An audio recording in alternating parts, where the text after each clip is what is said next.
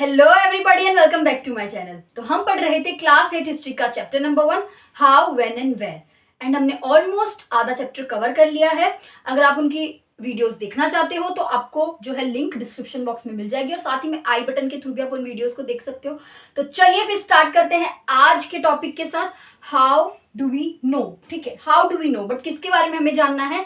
Britishers के बारे में जानना है, क्योंकि हमने जैसे पढ़ा, हमारा जो ये पार्ट है हिस्ट्री का, हम उसमें ये जानेंगे कि कैसे ब्रिटिशर्स जो हैं वो हमारे इंडिया में आए थे, उन्होंने कॉलोनाइजेशन किया और उस दौरान उन्होंने क्या क्या चीजें जो है चेंज की, रिफॉर्म लेके आए वो, और क्या क्या प्रेजेंट चीजों को ही उन्होंने जो है चेंज करके रखा और क्या क्या एकदम जो है चीजें बदल दी हमारे इंडिया की। ये सारी चीजें जो है उन्होंने की, पर ये हम आई विटनेस नहीं कर सके, ठीक है, क्योंकि हम उस टाइम पे थे नहीं। तो उन्होंने कुछ तो ऐसा रखा होगा ना एज अ रिकॉर्ड कि भाई ये चीजें जो हैं उनके द्वारा की गई थी। अब आप पहले ये सोचिए कि आपने क्लास 6th एंड 7th में मेन्यूस्क्रिप्ट, इंस्क्रिप्शन, प्रशस्ति, इन सब चीजों के बारे में पढ़ा कि कैसे ये सारे जो है किंग्स एंड रूलर्स मेंटेन करके रखते थे, ताकि आज हम उनके बारे में जान सकें कि अच्छा ये किंग ने ये बैटल जो है जीता, इन्होंने इससे शादी की, इन्होंने जो है एक अपने किंगडम के लिए ये किया। तो रूलर्स चाहते थे कि हम उनके बारे में जाने, तो वो हमेशा ब्राह्मण्स को, जैसे प्रशस्ति के केस में संस्कृत में लिखा जाता था वो प्रशस्ति, ठीक है, तो वो ब्राह्मण्स को कहते थे वो रूलर्स, ठीक है, ताकि तुम संस्कृत में ये लिखो प्रशस्ति, ठीक है। और रॉक सरफेस पे, पिलर्स पे, पाम लीव्स पे, जैसे हमने मेन्यूस्क्रिप्ट में बात करी, ये सब जो है किंग्स करवाते थे लोगों से, ठीक है, कि आप अच्छी सी राइटिंग में पाम लीव पे, बार्क ऑफ द ट्री पे लिखो कि भाई ये सारे जो है हमारे द्वारा किए गए काम है, आप उन्हें लिखो ताकि हम जान सके, क्योंकि तब उनको भी ये था कि हम एग्जिस्ट करते थे, ये चीज लोगों को पता होनी चाहिए। तो उसके कारण हम थोड़ा थोड़ा उनके बारे में पढ़ पा रहे हैं। और वैसे ही जब आप ब्रिटिशर्स का पढ़ोगे तो ब्रिटिशर्स भी कुछ इसी तरीके से सोचते थे। उनका काम ऑर्गेनाइज था, क्योंकि वो पहले से प्लानिंग करके आए थे कि भाई उनका काम कैसे होना चाहिए, उनकी पॉलिसीज किस तरीके से कैरी आउट करी जानी चाहिए। तो वो अपने ही आदमियों को, मतलब वो अपने ही वाइस रॉयज, और ये जब जो रूल करते थे ब्रिटिशर्स के गवर्नर जनरल, तो ये सारे जो लोग होते थे ना, ये अपने अंडर में ऐसे लोग रखते थे, कैलीग्राफिस्ट रखते थे, ताकि वो उनके लिए जो है पूरे ऑफिशियल रिकॉर्ड मेंटेन कर सके, बहुत ही ब्यूटीफुल राइटिंग में, कैलीग्राफी जिसे हम बोलते हैं, ठीक है। तो ये जो लोग हैं कैलीग्राफिस्ट को रखते थे ताकि वो एकदम अच्छे से राइटिंग में लिख सके। और आगे आते आते हुआ ये भी कि जब भी प्रिंटिंग का जो है स्टार्ट हुआ दौर, तब उनकी मल्टीपल कॉपीज प्रिंट होने लग गई। पहले जो चीज लिखी जाती थी, जो थोड़ी टाइम कंज्यूमिंग होती थी, क्योंकि थोड़े बहुत लोगों को ये पॉइंट किया जाता था, फिर तुम दिन रात खाली ये काम है अच्छी अच्छी राइटिंग में जो है सब ये सब रिकॉर्ड को कॉपी करो। बट जैसे ही प्रिंटिंग का जो दौर शुरू हुआ, प्रिंटिंग प्रेस की वजह से जो है वो कॉपीज जो है प्रिंट होने लगी, ठीक है, और साथ ही में उसके जो है उसको मेंटेन किया जाने लगा। अब ऐसा तो है नहीं कि उनको कहीं भी रख देंगे, उसके लिए भी प्रॉपर स्ट्रक्चर है ना, इंफ्रास्ट्रक्चर उन्होंने बनाया था, ठीक है। तो इस वीडियो लेक्चर में हम उसी के बारे में पढ़ेंगे। ओके, चलिए फिर स्टार्ट करते हैं। इंट्रोडक्शन तो मैंने दे ही दिया। Okay, What were the sources used by historians to write about the last 250 years? क्योंकि ये यहाँ पे बहुत बड़ा सवाल है कि historians के लिए कुछ past 250 years को पढ़ने के लिए क्या sources रहे होंगे, क्योंकि इससे पहले तो जैसे हमने पढ़ा manuscript, inscription वगैरह, ठीक है। Important source उनके लिए क्या था? Historians के लिए इन past 250 years को पढ़ने के लिए important source क्या रहा? Official records of British administration. Administration word यहाँ पे देखिए, यहाँ पे ब्रिटिश रूल नहीं लिखा है, ब्रिटिश एडमिनिस्ट्रेशन। आज हम एडमिनिस्ट्रेशन किससे रिलेट करते हैं? एक ऑर्गेनाइज्ड इंफ्रास्ट्रक्चर, ठीक है, एक ऑफिशियल जगह जहाँ पे जो है इंपॉर्टेंट कह सकते हैं गवर्नमेंट के कागजात रखे जाते हैं, ठीक है, ये सारी चीजों से हम रिलेट कर पाते हैं। तो ब्रिटिश एडमिनिस्ट्रेशन के ऑफिशियल रिकॉर्ड्स, ठीक है, वो हमारे लिए, मतलब वो हिस्टोरियंस के लिए एज ए इंपॉर्टेंट सोर्स काम किया, ठीक है, क्योंकि हिस्टोरियंस ने जब उन ऑफिशियल रिकॉर्ड्स को पढ़ा तब उनको बहुत चीजें पता चली। आगे पढ़ते हैं। Because Britishers believed that the act of writing was important. अब पूरा सुनिए ध्यान से। ब्रिटिशर्स ने ऑफिशियल रिकॉर्ड्स मेंटेन तो किए, लेकिन उनको ये जरूरी क्यों लगा कि मतलब क्यों करना चाहिए ये? क्योंकि उसके लिए तो फिर उनको एक कैलीग्राफिस्ट को बुलाना पड़ेगा, उनको ढंग से रखवाना पड़ेगा और इतनी सारी चीजों को लिखना पड़ेगा। ये थोड़ा सा टाइम कंज्यूमिंग और हार्ड वर्किंग वर्क है, ठीक है। तो उन्होंने ये चीज़ क्यों महत्वपूर्ण समझी, क्योंकि उनको लगता था हर चीज़ को लिखना बहुत इंपॉर्टेंट है, हर चीज़ को जो है मेंशन करना कि ये इवेंट के टाइम पे ये पॉलिसी हुई थी और ये रिफॉर्म हम लेके आए, ये सब चीज़ों को लिखना बहुत ज़रूरी है। अब वो क्यों? Because every instruction, plan, policy, decision, agreement had to be clearly written. अब ये जो बोलते हैं ना कि इन सब चीज़ों को लिखना चाहिए, तो इन सब चीज़ों में रिटर्न वर्क में क्या आ गया? वो पॉलिसीज आ गई, वो प्लान्स आ गए, वो डिसीजन हो गए, वो एग्रीमेंट हो गए, जो वो चाहते थे कि लोग फॉलो करें। और उनको है ना एज अ ऑफिशियल जो कहते हैं, वो उसको as a official return form में चाहिए था, ताकि लोगों के बीच में सर्कुलेट किया जाए कि भाई देखो ये आज से हमारा मानना है। अब जैसे रूलर्स के टाइम पे जब पेपर और उन सब पे नहीं लिख रहे थे, वो पाम लीव्स पे लिखते थे, तो वो भी इसीलिए लिखते थे क्योंकि कहीं ना कहीं हर एक रूलर, हर एक किंग यही चाहेगा कि वो जिस जगह जाके रूल कर रहा है, वो जिस जगह का राजा बना है, लीडर बना है, वहां के लोग उसके बारे में ये सारी चीजें जाने, उसे वो मन में होता है। ठीक है, तो वही ब्रिटिशर्स का भी यही प्लान था कि उनके जो भी डिसीजन हो, पॉलिसी हो, प्लान हो, उनके इंस्ट्रक्शन हो, वो सबको लिखा जाए। और उनके लिए लिखना एक बहुत ही इंपॉर्टेंट प्रैक्टिस थी। ठीक है, once this was done things could be properly studied and debated. और अगर एक बार चीजें अगर रिटर्न हो, तो आज जब हम नोट्स बनाते हैं तो एग्जाम से पहले हम उनको रिवाइज कर सकते हैं, हमारे लिए कितना इजी हो जाता है, क्योंकि वो चीज हम पढ़ चुके हैं, अब हमें खाली उसके ऊपर ऊपर से एक बार देखना है, गो थ्रू होना है। ठीक है, तो उनका ये मानना था कि अगर हम इन सब चीजों के ऑफिशियल रिकॉर्ड रखेंगे तो हमारे लिए वो पर्टिकुलर इवेंट को पढ़ना और आसान हो जाएगा, और साथ ही में क्या होगा कि हम उस पर्टिकुलर टॉपिक को आगे जाके डिबेट भी कर सकते हैं। अगर हम पे कोई क्वेश्चन करे या हमारी मीटिंग हो सब ब्रिटिशर्स की, तो हमारे पास अगर ये रिटर्न में रहेगा तो हम उस चीज पे जो है आगे जाके इजीली डिबेट कर सकते हैं। अगर वो पर्ची हमारे सामने रहेगी तो हम उन पॉइंट्स को पढ़ के जो है बोल सकते हैं कि नहीं देखो भाई ये चीजें हैं, अब इनको रिफॉर्म करना है कि इनको बदलना है, क्या है, ये सब इजीली हो सकता था। ठीक है, और साथ ही में दिस कन्विक्शन, कन्विक्शन मतलब ये strong belief, this conviction produced N administrative culture of memos, notings and reports. और यही इनका स्ट्रॉन्ग बिलीव, ये ब्रिटिशर्स का स्ट्रॉन्ग बिलीव ही था जिसने एक नया जो है दौर शुरू किया, किस चीज का? Of administrative culture. ठीक है, एक एडमिनिस्ट्रेटिव कल्चर आया उस टाइम पे, मतलब इमर्ज हुआ इस पीरियड में। और साथ ही में एडमिनिस्ट्रेटिव कल्चर किसका? मेमोस का, नोटिंग्स का और रिपोर्ट्स का। अब देखो, जैसे पहले ये एडमिनिस्ट्रेटिव कल्चर करके कोई चीज नहीं थी, क्योंकि तब लोगों को इतनी अवेयरनेस नहीं थी कि अच्छा भाई इसे लिखा जा सकता है। किंग्स एंड रूलर्स सब भी थोड़ा सा प्रिमिटिव सोच रहे थे, उनको इतनी कोई नीड नहीं लगी। लेकिन ब्रिटिशर्स जैसे कि वो अपने आप को सिविलाइज्ड मानते थे, और क्योंकि हमारी जो कंट्री की सिचुएशन थी और उनकी जो कंट्री की सिचुएशन थी उसमें थोड़ा डिफरेंस था, तो वो पूरी प्लानिंग के साथ आए थे। उनको पता है कि अगर हमें ट्रेड करना है, ट्रेड के बाद अगर हमें रूल करना है, तो हमारा बहुत सिस्टमैटिक ऑर्गेनाइज्ड वे होना चाहिए। आपको ये याद रखना है, जब ब्रिटिशर्स ने कॉलोनाइजेशन स्टार्ट किया तो उसी के साथ उन्होंने एडमिनिस्ट्रेटिव कल्चर भी शुरू किया। और उस एडमिनिस्ट्रेटिव कल्चर में क्या आता है? एक मेमोज इंट्रोड्यूस हुआ। ठीक है, नोटिंग्स एंड रिपोर्ट, हर चीज का रिपोर्ट लिखो, ये इवेंट हो रहा है इसका रिपोर्ट लिखो। मेमोज क्या होता है? अब जैसे एक पर्टिकुलर कह सकते हैं ऑफिस है, ठीक है, वहां के जो लोग हैं वो एक दूसरे को क्या मैसेज पहुंचाना चाहते हैं शॉर्ट में, तो उसे मेमोज कहते हैं। तो ये उन्होंने उसी टाइम पे शुरू कर दिया था। ठीक है, तो ये मेमोज लिखना शुरू किया, और ये मेमोज को भी आज के म्यूजियम्स में रखा जाता है। तो जब लोग पढ़ते हैं और म्यूजियम जाते हैं तो देखते हैं कि अच्छा इनके बीच में ये बातें भी होती थी। ठीक है, एक शॉर्ट ऑफिशियल मैसेज होता है ना कि एक जो है मेंबर दूसरे मेंबर को पहुंचाना चाहता है। ठीक है, एक पर्टिकुलर वर्किंग स्पेस में, उसे मेमोज कहते हैं। ठीक है, तो चलिए फिर आगे के पॉइंट्स भी देख लेते हैं। आप स्क्रीनशॉट ले लो अगर आप चाहो तो।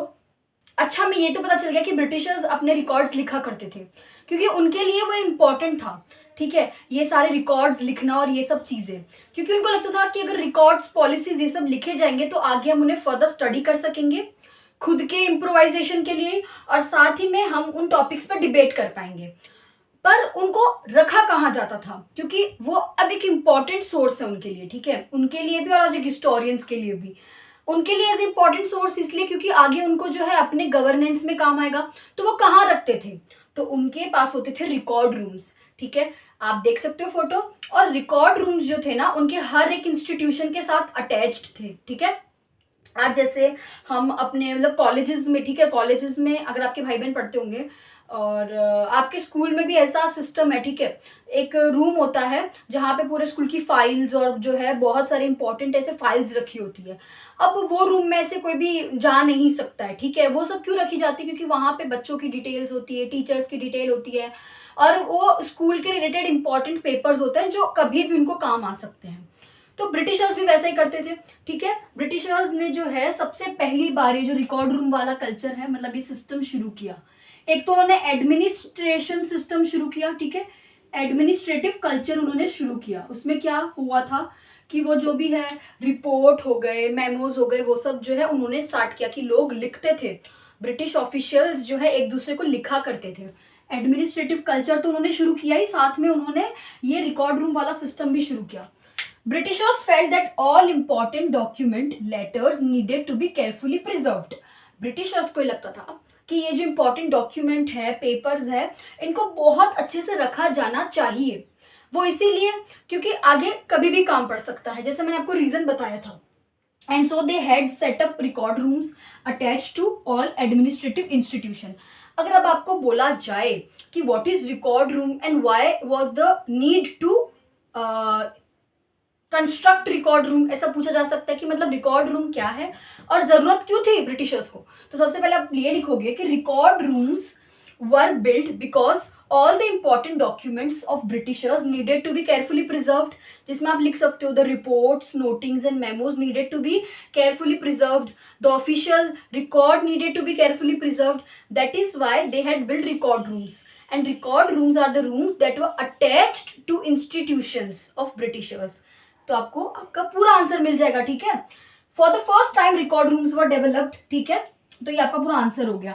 एग्जाम्पल, अब रिकॉर्ड रूम्स कहाँ कहाँ होते थे, कौन से इंस्टीट्यूशन के पास होते थे, आपको उसका ये एग्जाम्पल है, ठीक है। द विलेज तहसीलदार ऑफिस, ठीक है, the collectorate, the commissioners office, the provincial secretaries, the law courts, all had the record rooms. अब देखो यहाँ पे तहसीलदार कौन होते थे? तहसीलदार, एक जो तहसीलदार के ऑफिस में जो ऑफिसर होता था वो जाके लैंड रेवेन्यू कलेक्ट करता था। तो विलेज में जो तहसीलदार का ऑफिस होता था तो वो हर विलेजर्स के पास, जिनके पास लैंड होती थी, वहां से उनका जो है लैंड रेवेन्यू कलेक्ट करता था, ठीक है, टैक्स कलेक्ट करता था। तो उसको मेंशन करना पड़ेगा ना कि किसके पास कितनी लैंड है और कितना जो है टैक्स कलेक्ट किया जा रहा है, इसीलिए उस तरीके से वो अपने रिकॉर्ड रूम में रखा करते थे। कलेक्टर का भी यही था, कमिश्नर के ऑफिस का भी यही था, प्रोविंशियल सेक्रेटरी का भी यही था। ये सारे जो है ना डिफरेंट प्रोविंसेस पे जो है रूल करते थे ब्रिटिश। अब एक ब्रिटिशर के हेड में एक आ गया, सपोज एक वाइसरॉय सबसे ऊपर वाली पोजीशन में आ गया, उसके अंडर में जो है, मतलब उसके भी ऊपर होते थे लोग, पर उसके अंडर में कौन आ गए? ये सब लोग आ गए। एक जो एक जगह का ये ऑफिसर हो गया, फॉरेस्ट डिपार्टमेंट का ये ऑफिसर हो गया, फिर जो है लॉ वाले सिस्टम को ये संभाल रहा है, ठीक है। किसी इंडियन ने कुछ गलत कर दिया तो जो भी है उनके साथ क्या क्या सजा सुनाई जाएगी, तो ये हर एक डिपार्टमेंट उनको संभालने दे दिया था। तो वो जो डिपार्टमेंट संभालते थे, जो इंस्टीट्यूशन में वो काम करते थे, उसी के साथ वो जो है अपना रिकॉर्ड रूम जो है अटैच रखते थे। मतलब उस रिकॉर्ड रूम में वो अपना लिखा करते थे कि उन्होंने है क्या एक्टिविटी कंडक्ट करी, कितनी किसके पास लैंड है, ये सारी चीजें उन्होंने ना तब से शुरू कर दी थी। ये सब है ना अर्ली 19th सेंचुरी की बात है, ठीक है। ओके, आगे देखते हैं। ओके, तो रिकॉर्ड रूम्स के अलावा भी ना बहुत सारे स्पेशलाइज्ड इंस्टीट्यूशन हुआ करते थे ताकि वो प्रिजर्व कर सके उन ऑफिशियल रिकॉर्ड्स और डॉक्यूमेंट्स को। तो उनमें ही है आर्काइव एंड म्यूजियम्स, ठीक है। अब आर्काइव क्या होता है? A place of collection of historical documents and records providing information about a place, institution और ग्रुप ऑफ पीपल। आर्काइव में वो सारे रिकॉर्ड्स रहते हैं, वो हिस्टोरिकल रिकॉर्ड्स रहते हैं, कह लो गवर्नमेंट के रिकॉर्ड्स रहते हैं, जो पर्टिकुलर प्लेस, इवेंट और लोगों के बारे में हमें जानकारी देते हैं, ठीक है। अब आर्काइव्स होना इसीलिए जरूरी है क्योंकि हम तब के लोगों के बारे में, तब के लोगों के ऊपर जो इम्पैक्ट था रूलर्स का, उसके बारे में उन रिकॉर्ड्स में पढ़ सकते हैं कि कैसे जो है पॉलिसीज बनती थी और वो पॉलिसीज हमारे हित के लिए थी कि नहीं थी, मतलब तब के इंडियंस के लिए थी कि नहीं थी, मतलब तब जो पॉलिसीज बनी थी उन पे क्या प्रभाव पड़ा होगा, उन पॉलिसीज का प्रभाव उन पीजेंट्स पे, उन आर्टिसंस पे, क्राफ्ट पर्सन पे, विमेन, इन सब पे क्या प्रभाव पड़ा होगा। तो ये पॉलिसीज जो हैं, जो स्टोर होती है आर्काइव में, वो सिर्फ वहाँ पे धूल जमाने के लिए नहीं स्टोर होती है, वो इसीलिए भी स्टोर होती है ताकि अगर हम उनको पढ़े, हिस्टोरियंस पढ़े, तो उनको आइडिया सके कि भाई क्या मेंटालिटी थी और ब्रिटिशर्स करना क्या चाहते थे। और आर्काइव सिर्फ ब्रिटिशर्स के नहीं, आज हमारे गवर्नमेंट जो है, गवर्नमेंट के रिकॉर्ड्स जो है, ये सारी चीज़ें भी हमारे आर्काइव में स्टोर होती है। और हमारे आर्काइव है इंडिया में, ठीक है, वहाँ पे जो है गवर्नमेंट के रिलेटेड बहुत सारे डॉक्यूमेंट्स पड़े हैं जो बहुत संभाल के रखे जाते हैं। और वहाँ पे कोई भी ऐसे ना घुस नहीं सकता है, बिकॉज वो जो है हमारे नेशनल इंटरेस्ट के रिलेटेड भी हो सकता है, ठीक है। तो आर्काइव वो जगह हो गई। अब देखो, आर्काइव और रिकॉर्ड रूम में ये भी डिफरेंस है कि आर्काइव में जो है ना एक पर्टिकुलर जो रिकॉर्ड रूम, देखो रिकॉर्ड रूम जो है वो एक पर्टिकुलर इंस्टीट्यूशन से अटैच्ड है। अब जैसे लॉ कोर्ट हो गया और साथ में तहसीलदार का ऑफिस हो गया, कमिश्नर का ऑफिस हो गया, तो वो जो काम कर रहे हैं ना उसके रिलेटेड जो है इंफॉर्मेशन उस रिकॉर्ड रूम में रहती है, क्योंकि वो उससे अटैच्ड है। बट आर्काइव ओवरऑल ओवरऑल पूरा इंफॉर्मेशन देता है, ठीक है, ये एक डिफरेंस याद रखना। साथ ही में म्यूजियम में क्या होता है, आज हम जब म्यूजियम विजिट करते हैं तो म्यूजियम में हमें तब के इंस्ट्रूमेंट्स के बारे में पता चलता है। आज अगर आप जयपुर के म्यूजियम में जाओगे तो आपको पता चलेगा कि तब के वेपन्स, ठीक है, तब के वेपन्स, तब लोग क्या कंज्यूम करते थे। जैसे सपोज तब के लोग हुक्का जो कंज्यूम करते थे उसका भी जो है पूरा पर्टिकुलर वो किस चीज़ में जो है वो यूज़ करते थे, मतलब हुक्का यूज़ करते थे, वो पूरा कह सकते हैं आर्टिफैक्ट जो है म्यूजियम में है। लोग किस प्याली में जो है चाय पीते थे, और कह सकते हैं पॉट्स भी हैं, उनके ड्रेसिंग जो है उसका भी पूरा जो है म्यूजियम में रखा हुआ है। तो मतलब लोग क्या क्या कर रहे थे, उन सब की हर एक जो छोटी छोटी कह सकते हैं जो चीज़ें मिली है, कपड़े हो गए, उनके वेपन्स हो गए, वो सब म्यूजियम में स्टोर होता है। तो ब्रिटिशर्स जैसे अर्ली 19th सेंचुरी के बाद ही तो एंड में आते आते जो म्यूजियम्स बनने लगे तो उनकी चीज़ें जो है वहाँ पे रखी जाती थी।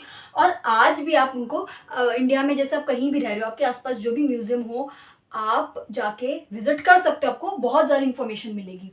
साथ ही में इसका इंपॉर्टेंस क्या था, इन स्पेशलाइज्ड इंस्टीट्यूशन का क्या इंपॉर्टेंस था कि letters and memos that move from one branch of the office to another in the same organisation can be studied now.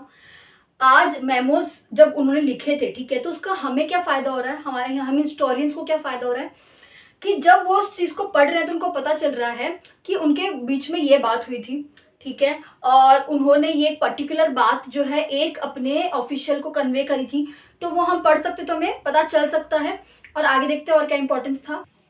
Okay, तो और जो है क्या इंपॉर्टेंस थी मेमोज और लेटर्स के अलावा, तो यहाँ पे देखो रिपोर्ट्स और नोट्स होते थे, ठीक है, जो हायर अथॉरिटी पे जो ऑफिशियल्स बैठते थे ना वो लिखते थे, और वो एज ए इंस्ट्रक्शन पास करते थे किसे, डिस्ट्रिक्ट में जो ऑफिशियल्स हैं, जैसे विलेज तहसीलदार हो गए, फॉरेस्ट डिपार्टमेंट में कोई हो गया, कोई प्रोविंस का मतलब होता है ना, डिफरेंट डिफरेंट प्रोविंसेस होते हैं, कोई प्रोविंशियल ऑफिसर हो गया, तो उन सबको जो है ना वो नोट्स भेजे जाते थे कि भाई शॉर्ट शॉर्ट फॉर्म में कि ये है इंस्ट्रक्शन, आप ये सब चीज़ें लागू करो, ठीक है। तो वो सब भी जो है उस आर्काइव और म्यूजियम और इन सब रिकॉर्ड रूम्स में प्रेजेंट रहते थे, इसीलिए इम्पॉर्टेंट है, ठीक है, क्योंकि हम देखते हैं ऑफिशियल रिकॉर्ड्स लिखा है उसका इंपॉर्टेंस ही क्या है, बट ये इसीलिए इंपॉर्टेंट है ताकि हमें पता चले कि भाई उनका गवर्नेंस का सिस्टम क्या था, ठीक है। और साथ ही में in the early years of the 19th century the documents were carefully copied out beautifully written by calligraphist. जैसे मैंने कहा था कि शुरुआत के अर्ली 19th सेंचुरी में तो कैलीग्राफिस्ट को हायर करते थे ताकि वो कैलीग्राफी में लिखे, बट मिड 19th सेंचुरी में आते आते क्या हुआ था कि जो है उन्हीं की उस कॉपी की ही मल्टीपल कॉपी जो है प्रिंट करवाने जाने लगी, क्योंकि प्रिंटिंग शुरू हो गया था।